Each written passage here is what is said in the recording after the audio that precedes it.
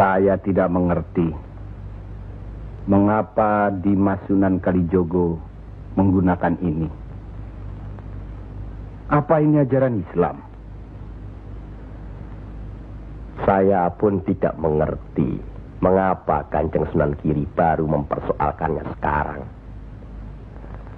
Justru pada saat memperingati 100 hari wafatnya Kanjeng Sunan Ampel. Kenapa tidak dulu-dulu?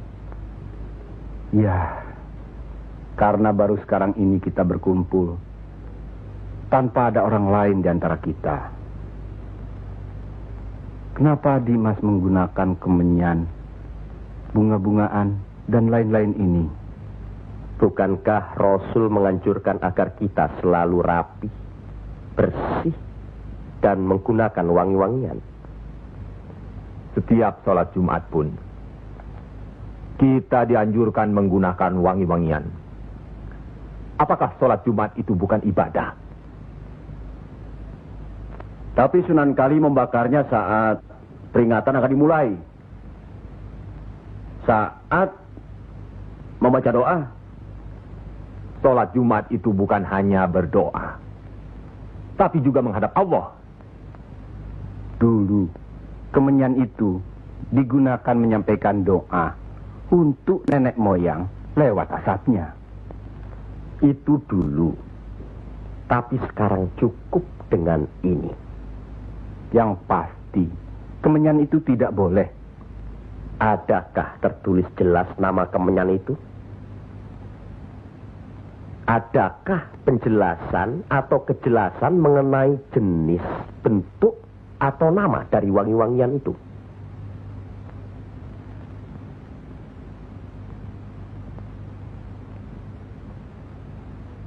Kalau orang Jawa menganggap kemenyan, setangki, bunga-bungaan itu wangi, apa salahnya kalau mereka menggunakan? Tapi Sunan Kali kan bisa melarangnya. Untuk apa melarangnya? Untuk apa kalau cuma membuat mereka tersinggung dan kemudian kita tidak berhasil mengislamkan mereka? Memang Sunan Kali lah yang selalu lain cara pendekatannya kepada rakyat.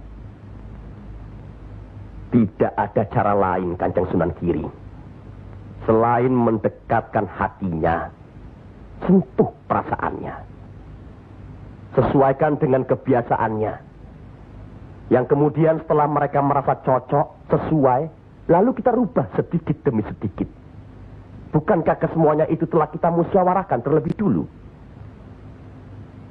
Tapi ingat, janganlah merendahkan martabat Sunan, wali, dengan berpakaian mulung seperti itu terus-menerus. Kanjeng Sunan Kudus, kita punya budaya sendiri. Gunakanlah itu. Dengan begini saya bisa mendekatkan diri, bergaul dengan mereka. Tidak ada jarak antara kita dengan mereka. Ada sambung rasa.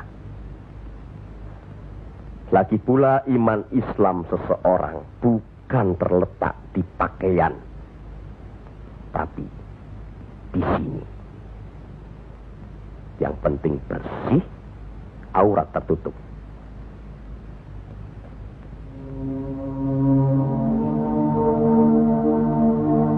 Hari ini setan-setan sedang bertengger di dada sedulur-sedulur.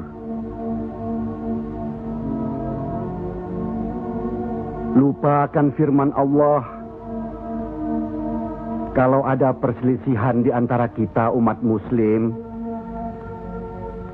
kembalilah pada Al-Quran. Kenapa sedulur-sedulur lupa? Kenapa?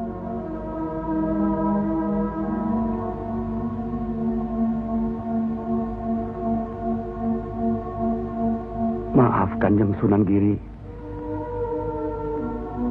Semestinya hal ini tidak boleh terjadi. Apalagi Kanjeng Sunan sebagai pimpinan kami di sini.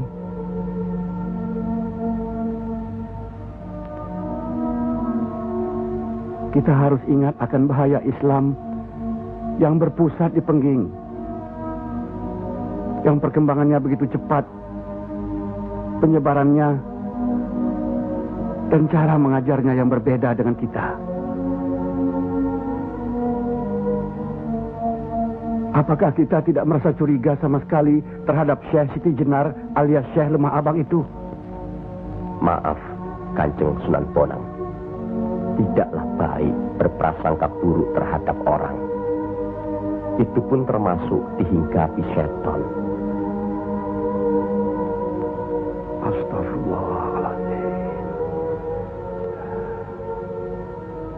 Soal Syekh Siti Jenar, saya telah menyaksikan anak buahnya berceramah. Anak buahnya bukan berarti Syekh Siti Jenar. Apakah Sunan Kali benarkan cara Syekh Siti Jenar yang musyrik itu? Bid'ah? Murtad? Wallahu alam. Saya belum pernah menyaksikan dengan mata kepala saya sendiri. Menurut Imam Ghazali, melihat lebih baik daripada mendengar. Saya rasa benar Kanjeng Sunan Bonang. Hari ini setan-setan sedang bertengger di dada kita. Maafkan saya, Kanjeng. Sama-sama, Kanjeng. Maafkan saya.